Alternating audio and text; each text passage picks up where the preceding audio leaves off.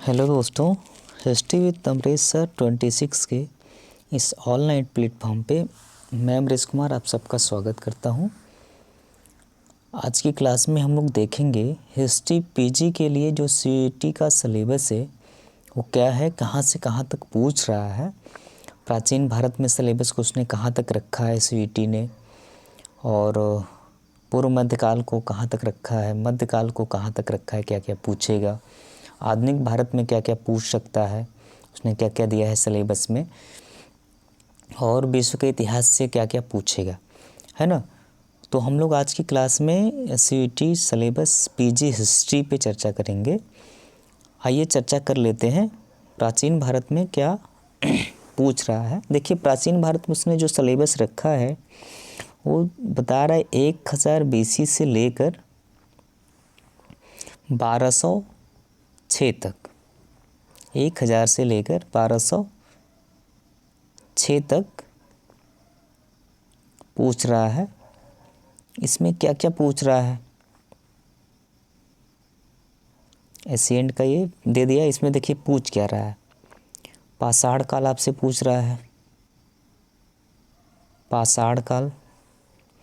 पाषाण काल में क्या क्या पूछ रहा है, पूरा पाषाण काल को पूछ रहा है, मध्य पाषाण काल को पूछ रहा है, और नए पाषाण काल के, यानी ये जो पाषाण काल के 3 हिस्से हैं, इन तीनों हिस्सों को पूछ रहा है। पूरा पाषाण काल में क्या परिवर्तन हुआ था, मध्य पाषाण काल में कौन सी नई चीज़ की खोज हुई थी, मनुष्य का जीवन कैसे बदला, क्या परिवर्तन हुए, ये पूछेगा आपसे।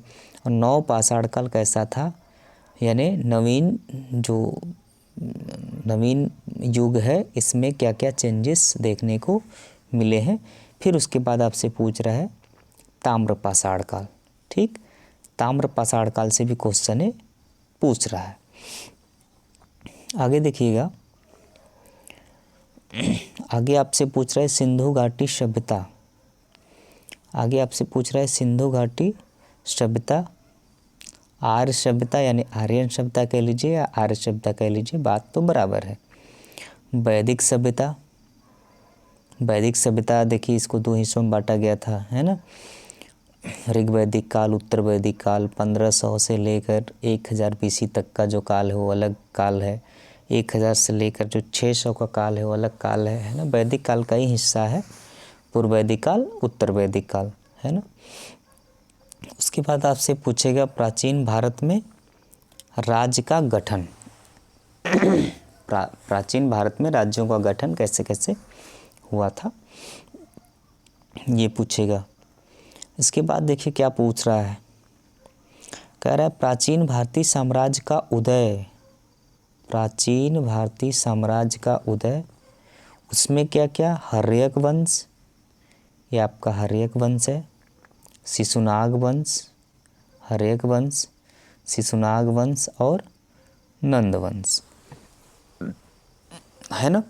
हर्यक वंश का संस्थापक कौन था, इसमें कौन कौन से राजा हुए, उन्होंने क्या क्या काम किया था, राजनीतिक रूप से, सामाजिक रूप उसके बाद आर्थिक रूप से ये लोग कौन कौन सा काम किए थे, ये आपसे पूछ लेगा। फिर शिशुनाग वंश आ जाएगा तो शिशुनाग वंश से भी प्रश्न बनेंगे। उसके बाद आपसे नंद वंश पूछेगा, नंद वंश में सबसे महान राजा कौन था, है ना, उसने कौन कौन सी उपाधि धारण किया था, संस्थापक कौन था, उसका समकालीन राजा कौन था, किसके साथ युद्ध लड़ा था, किसको हराया था, किससे हारा था, ये प्रश्न यहाँ से बन जाएगा। फिर धर्म युग आपको देख लेना है। धर्म युग में क्या क्या आपको, बौद्ध देखना है, जैन देखना है, बौद्ध और जैन।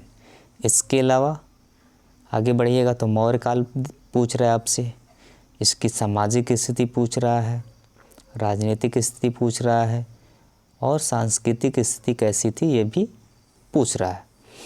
उसके बाद मौर्योत्तर काल पूछ रहा है, यानी मौर्य काल के बाद आपसे क्या पूछ रहा है, इंडो यूनानी, है ना, विदेशी जो आए थे, शकों के बारे में पूछ रहा है ना। उसके बाद कुषाण पढ़ना है आप लोगों को, और पश्चिमी क्षत्रप, पश्चिम घाटी वाले जो क्षेत्र हैं उनको भी देख लेना है। फिर आगे देखिएगा क्या पूछ रहा है, दक्षिण भारत में प्रारंभिक राज्य और समाज। दक्षिण भारत के प्रारंभ में राज्य और समाज कैसे थे। सातवाहन देखना है, संगम युग देखना है, तमिल राज्य देखना है। इन राज्यों में और क्या पढ़ना है आपको, इनका प्रशासन देख लेना है, प्रशासन कैसा था, प्रशासन का संचालन कैसे होता था, कौन कौन से प्रशासनिक अधिकारी नियुक्त हुए थे, है ना, किसको किस नाम से जाना जाता था, अर्थव्यवस्था कैसी थी इनकी, ये देख लेना है, इनका कला कैसा था, है ना, वास्तुकला कैसी थी, है ना, बिल्डिंग वगैरह कैसे कैसे बनाते थे, कौन वास्तुकार बेहतर होता था, किसके राज्य में बेहतर होता था, तरीका क्या था, ये चीज़ें यहाँ से देख लेना है। फिर आपसे पूछ रहा है गुप्त काल, वाकाटक और वर्धन। गुप्त काल में देखिए केवल महान राजाओं को नहीं पढ़ना है, कभी कभार आप केवल महान पढ़ के जाते हैं और वो उठा लेता है जो बहुत योग्य राजा नहीं थे, अयोग्य थे, उनको उठा लेता है और आपसे पूछ देगा कि किसके बाद कौन शासन करने के लिए आया था। तो ऐसे में दिक्कत हो जाती है। आप महान को पढ़िए लेकिन मूर्ख को ज़रूर पढ़िए।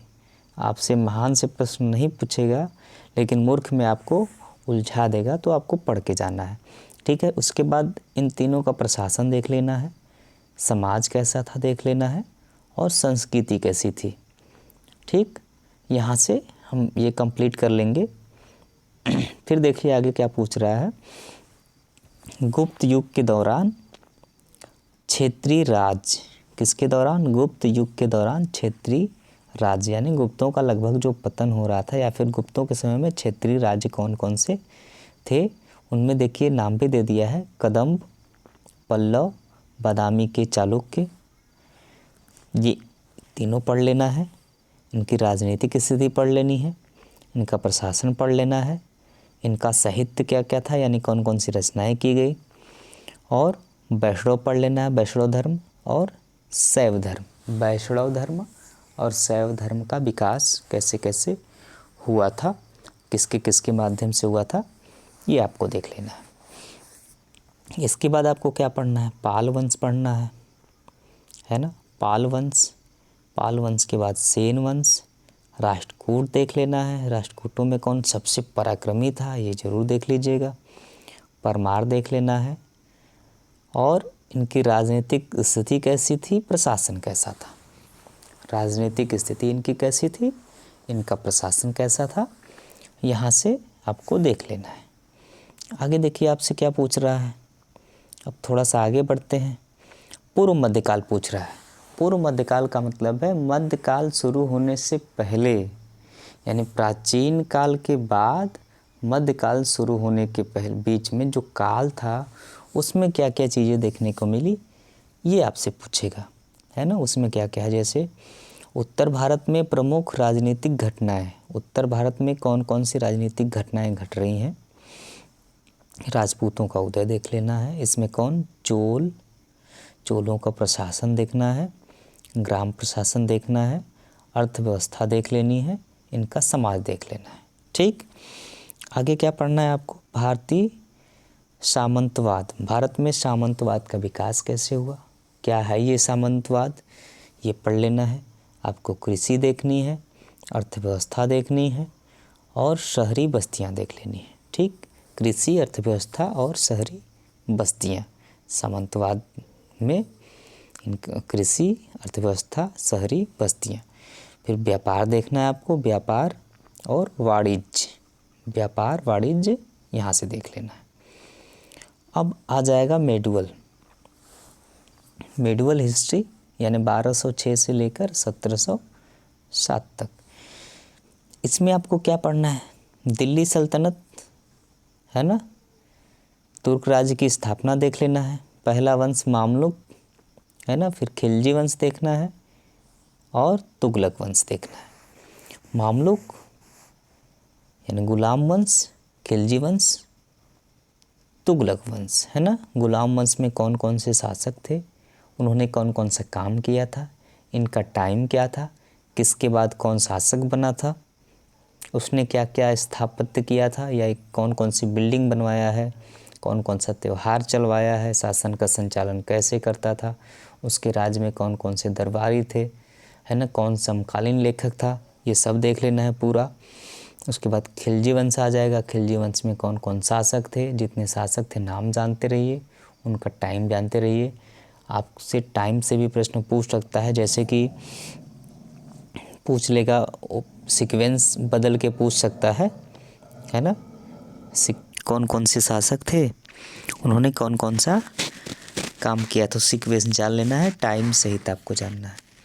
इसके बाद देखिए तुगलक वंश है। तुगलक वंश में कौन कौन शासक थे, कौन बहुत ज़्यादा योग्य था, कौन अयोग्य था, किसको किस किस अन्य नाम से भी जाना जाता है, किसने कौन कौन सा काम किया था, प्रशासनिक व्यवस्था का कैसे संचालन किया था, है ना, लोगों के जीवन उत्थान के लिए, लोगों के विकास के लिए, उनके जीवन को सुधारने के लिए कौन कौन सा काम किया गया, किसके किसके द्वारा।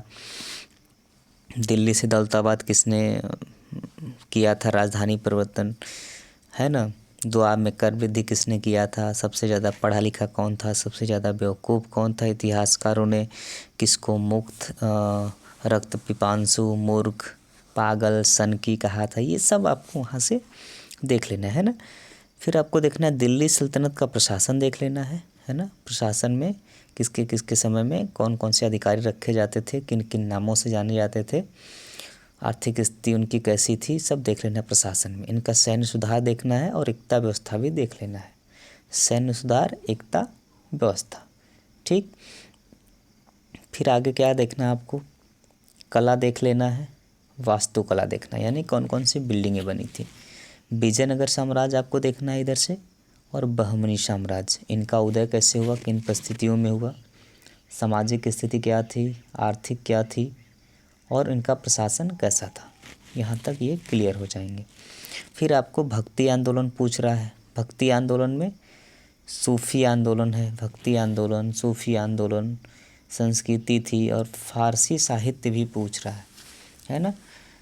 भक्ति आंदोलन में देख लेना है कि किस किस माध्यम से, भक्ति का माध्यम क्या था, है ना, किसने कौन कौन सी रचना किया था, ये सब आपको देख लेना है।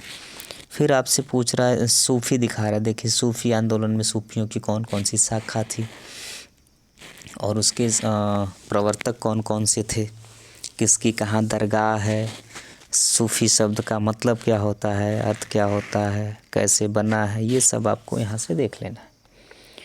फिर आगे आपको पढ़ना है मुग़ल साम्राज्य की स्थापना। हम मुग़ल पे आ गए हैं। मुग़ल साम्राज्य की स्थापना कैसे हुई थी, प्रशासन क्या था, समाज कैसा था, राजनीतिक स्थिति कैसी थी, साहित्य कौन कौन से थे, यानी मुग़ल काल में कौन कौन से साहित्य की रचना की गई, आपको यहाँ से देख लेना है, ठीक। आगे आपको क्या पढ़ना है, मुग़ल साम्राज्य का विस्तार कहाँ से कहाँ भैया, बाबर से लेकर औरंगज़ेब तक जो विस्तार हुआ है ये आपको देख लेना है। बाबर से लेकर औरंगज़ेब तक, यानी कहने का मतलब है जो महान मुग़ल है, महान मुग़लों को आपको देख लेना है, ठीक। क्योंकि औरंगज़ेब के बाद मुग़लों की स्थिति बहुत अच्छी नहीं रहती है, महान मुग़ल देखने को नहीं मिलते। बाबर से लेके औरंगज़ेब तक, यानी 1526 से लेकर 1707 तक आपको महान मुग़ल देखने को मिलेंगे, ठीक। मुग़लों के बाद आपको क्या पढ़ना देखिए सूरवंश, यानी शेरशाह सूरी वाला, सूरवंश का उदय कैसे हुआ था, और मुग़ल साम्राज्य का पतन देख लेना है, ठीक। मुग़ल साम्राज्य का पतन। अब आगे देखिएगा आधुनिक भारत में क्या पूछ रहा है। टाइम देखिए 1707 से लेकर 1947 तक। इसमें आपसे पूछेगा आधुनिक इतिहास लेखन। देखिए आधुनिक इतिहास लेखकों को हल्के में नहीं लेना है, बड़े इत्मीनान से पढ़ना है, गंभीर होकर पढ़ना है, क्योंकि यहाँ से प्रश्न ठीक ठाक बनते हैं, और नहीं पढ़ेंगे तो यही प्रश्न आपको कठिन हो जाएंगे, ठीक। भारत में उपनिवेशवाद देख लेना है, कौन कौन सी कंपनियां अपना उपनिवेश करती हैं। ब्रिटिश राज देखना है, ब्रिटिश राज और भारत में ब्रिटिश विस्तार, है ना, विस्तार कहाँ से कहाँ तक इनका विस्तार हुआ था ये देख लेना है। साम्राज्यवाद देखना है, सामाजिक और सांस्कृतिक विकास देखना है। इस काल में सामाजिक विकास कैसे हुआ था, सांस्कृतिक विकास कैसे हुआ था, ये देख लेना है। फिर आपको देखना है ब्रिटिश प्रशासन, इनका प्रशासन कैसा था, यहाँ से ये कंप्लीट हो जाएगा। फिर आपसे पूछ रहा है ब्रिटिश काल में आर्थिक प्रभाव, ब्रिटिश काल यानी ब्रिटिश के यहाँ होने का आर्थिक प्रभाव क्या देखने को मिला, ये देख लेना है। फिर औद्योगिकरण आ जाएगा, सामाजिक एवं धार्मिक सुधार आंदोलन जो चलाया गया था वो पढ़ लेना है। इसमें किसको किसको पढ़ना है, राजा राम मोहन राय को पढ़ना है, इनकी पत्रिकाओं को नहीं भूलना है आपको।